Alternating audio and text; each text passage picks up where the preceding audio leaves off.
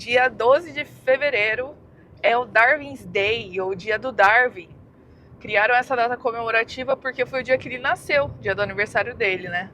Obviamente, já faz um bom tempo, tipo uns 200 anos, mas para a teoria da evolução, para os adeptos da teoria da evolução, é um grande dia realmente, porque para essas pessoas o Darwin foi um grande cientista, aquela pessoa que reuniu o espírito do tempo da época a respeito da origem, diversidade da vida, colocou isso de uma forma sistemática no livro dele, né?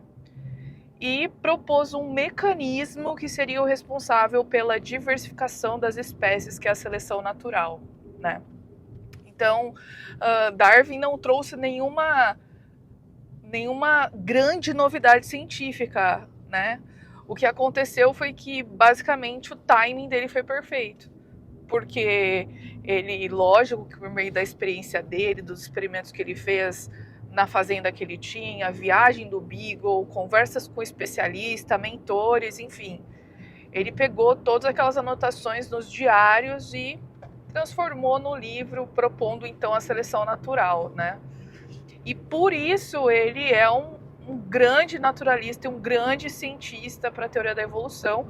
E a teoria da evolução que acabou sendo, lógico, né? E que é, na verdade, o grande paradigma da ciência atualmente.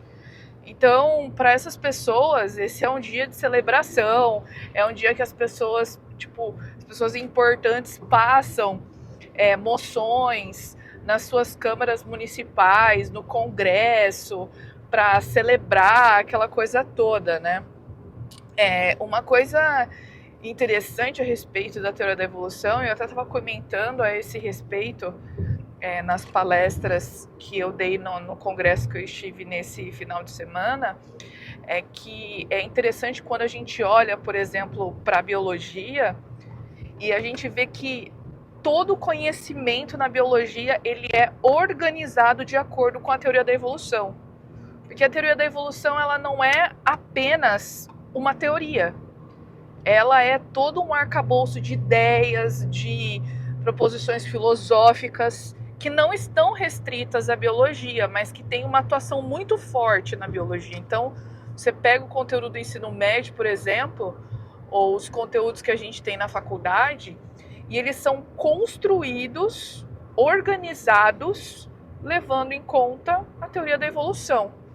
Então, a gente precisa ter muito essa consciência de que a teoria da evolução não é só algo que Darwin propôs, mas é algo que tem uma profunda interferência nas nossas vidas hoje. Por exemplo, eu sempre tenho alguns alertas que eu coloco no Google, né, de alguns temas que eu gosto de me atualizar. E eu vi ali um alerta de um artigo de 5 dicas de como Darwin poderia ajudar no mundo dos investimentos. Então veja que não é algo que se restringe à biologia, mas tem a ver com o nosso dia a dia, molda o pensamento das pessoas. É por isso que a gente sempre fala que o evolucionismo ele é uma cosmovisão. Ele vai muito além daquilo que pode ser estudado empiricamente, né? Uma outra coisa outro ponto importante é que a gente precisa tomar cuidado para não demonizar, né, Darwin, enfim, a teoria da evolução. É lógico que nós, como cristãos, a gente tem muitas coisas que a gente discorda profundamente, né? Inclusive em relação aos legados que Darwin deixou, aos pontos, né, que ele propôs com a ancestralidade comum, né? Toda essa questão do tempo profundo, das mudanças lentas e graduais, aquela coisa toda que fazem parte central desse pensamento. Mas a gente precisa entender também que muitos cientistas que trabalham com base na cosmovisão evolucionista, eles têm descoberto coisas muito interessantes que são resultado dessas pesquisas. Então a gente não pode simplesmente chegar e negar tudo, porque tem muitas coisas que são observáveis e empiricamente testáveis, né? Mas, infelizmente, foram pesquisas feitas com esse viés. É por isso que a gente pode olhar para esses objetos de estudo com a cosmovisão criacionista também. Um exemplo que eu gosto bastante de citar é a questão dos tentilhões de Galápagos, que eu tenho uma palestra que eu falo sobre eles, e os cientistas que fizeram a pesquisa com os tentilhões são evolucionistas, né?